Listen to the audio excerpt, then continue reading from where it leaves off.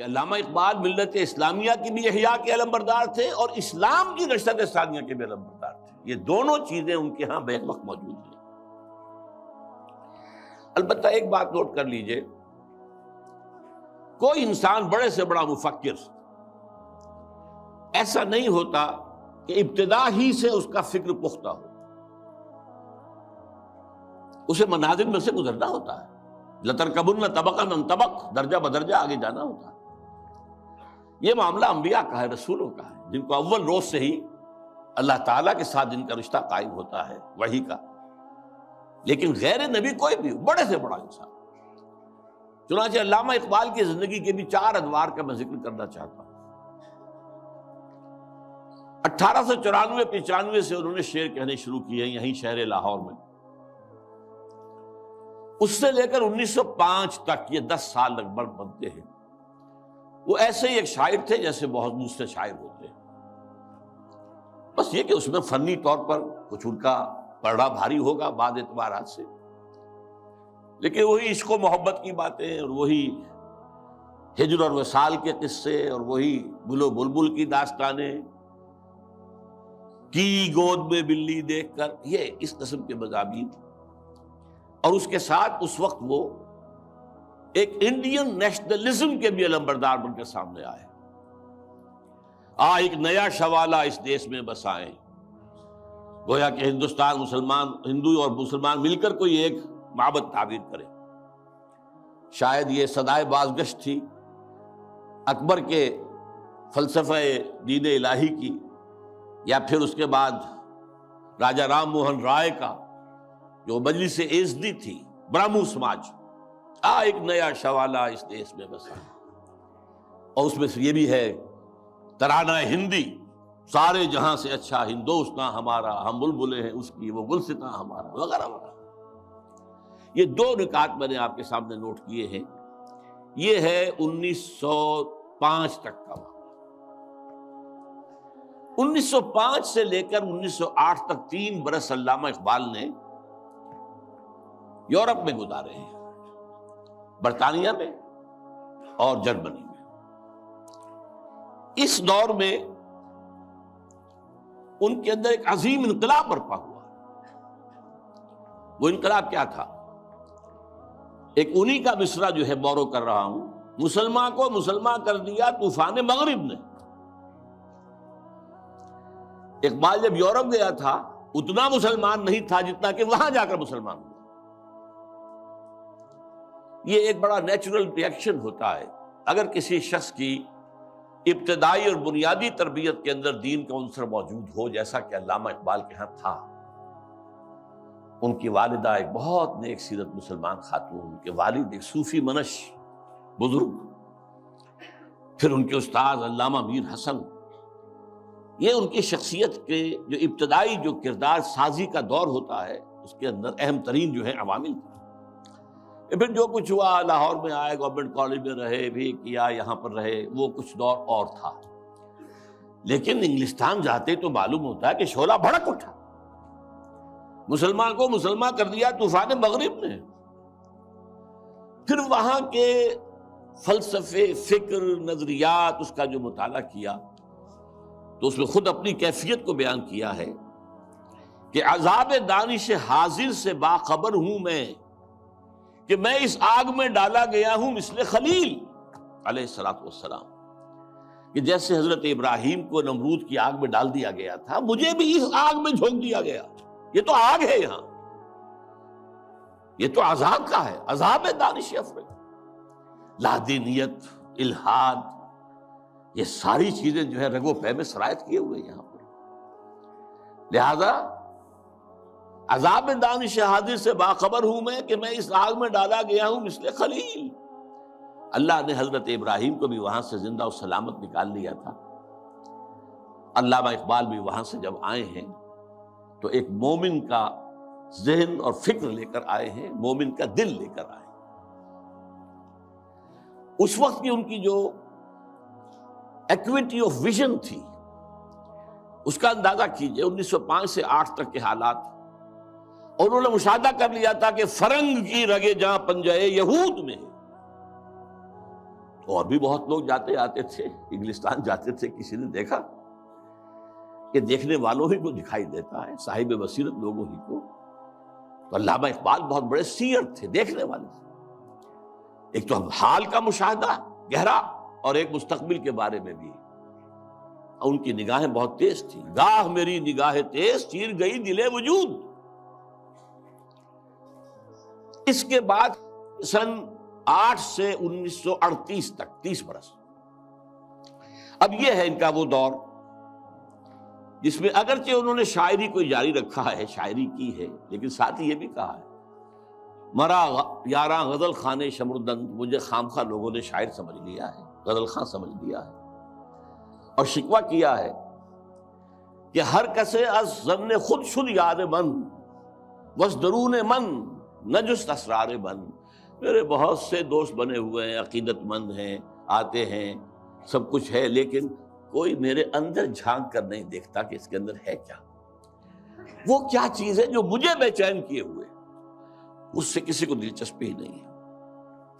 یہ جو دور ہے 30 برس کا، میرے نزدیک اس میں اقبال کی سب سے بڑی حیثیت یہ ہے کہ وہ قرآن مجید کا اس دور کا سب سے بڑا شارح ہے.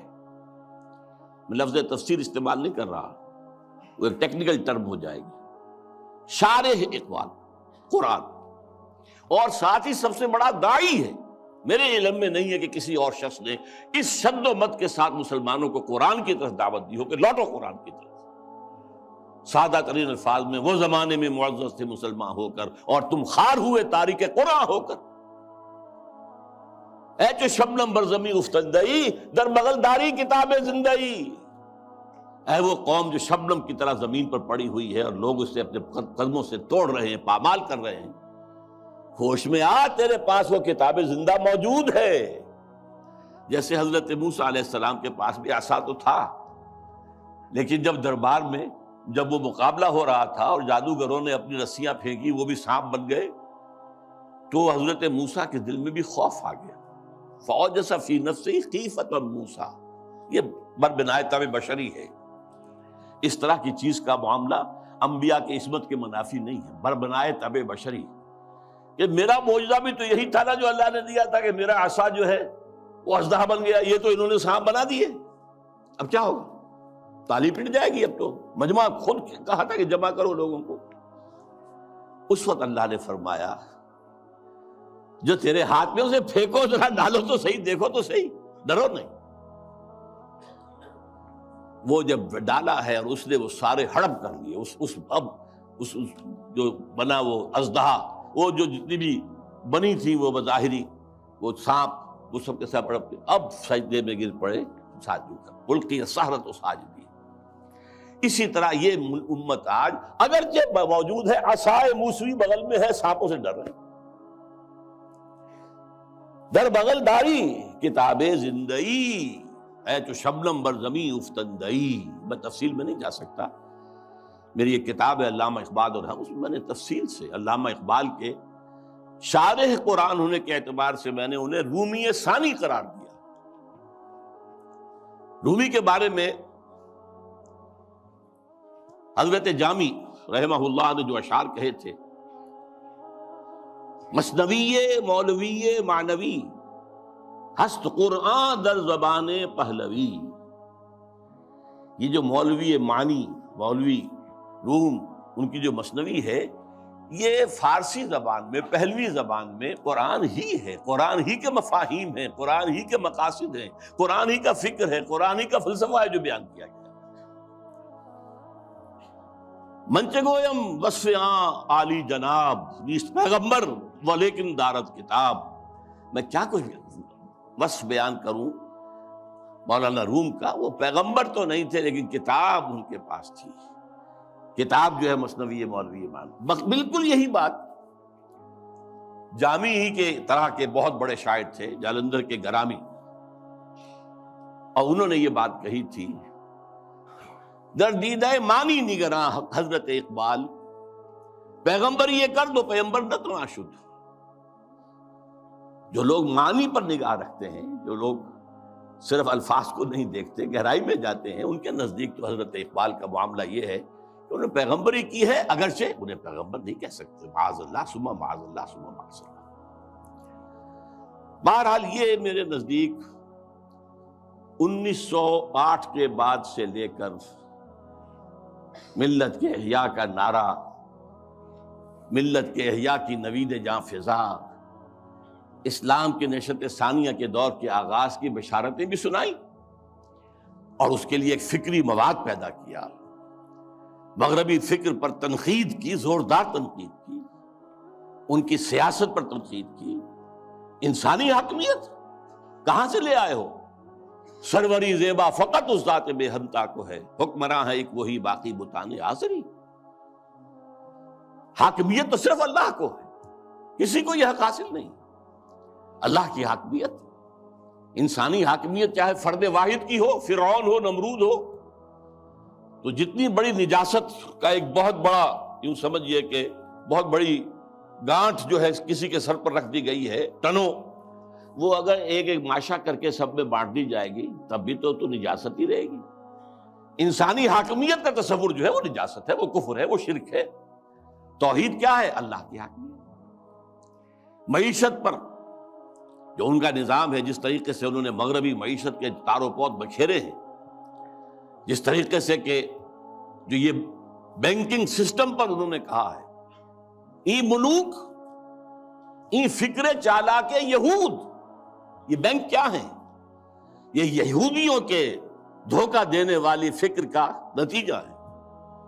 نور حق السینہ آدم ربود، آدم کے دل سے، آدم کے سینے سے وہ نور حق جو ہے، وہ جو نفخت فیہ من روحی، وہ جو روحانی عنصر ہے انسان کا، جس کا محل قلب ہے، اس کو نکال باہر کیا۔